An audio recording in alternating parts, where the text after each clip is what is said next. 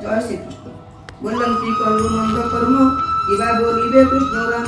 हेमंते गोविंदर सुते लोह मुसळ घेनी असते उदेशनुर सभा तले मिलिले हृदय चंचल लोह मुसळ तले तोड़ी कहती सभा मुख चाई आंबे जे केडा कहूतुके खेळते चित्त पिंडा रखे साधकु नारी बेश करी दौड़े लोह पात्र भरी मुनि पचारिलु भावे ए गर्भे प्रसव प्रस्तावे अनुप पीले मुनि भ्रमे मन गहने पथ श्रमे बोईले गर्भे अच्छी बाल विशुर लोहर मुसळ भूमिरे यदुवंश जेते एलोहे मरिबे समस्ते नाश करिबे यदुकुल ए जात लोहर मुसळ अक्षणे गर्भ फेरी देखी भये बुझिलु आंधे आखि हेमंते कही सभा मध्ये कुमरे बसिले विषादे शुणी सकल पुरजने कहन्ते दुखित बदने निष्ठुर विप्र कोपवनल दहई भुवन मंडल एता अन्यथा करिब ब्रह्मा शंकर वासुदेव शुणी विषाद सभाजन बदन नसुरे वचन ता देखी राजा उद्देशन भीमकु बोलई वचन लोह गिरी शिखे नहीं बस समुद्र जल देई विशेष करी लोह बस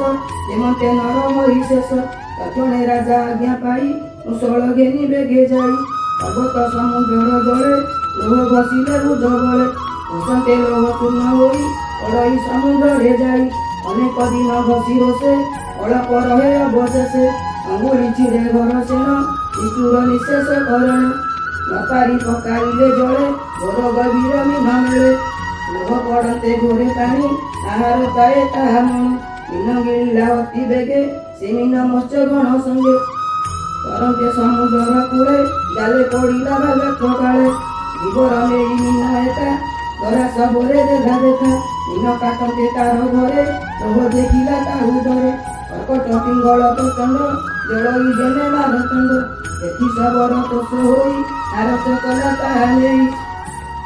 बाणर मूले तीक्ष्ण बल तेजे की बलई अनल जे लोह चूर्ण पड़िथिला समुद्र जलरे भासिला धीरे लागन्ते लोह चूर्ण जन्मिला एरा करवन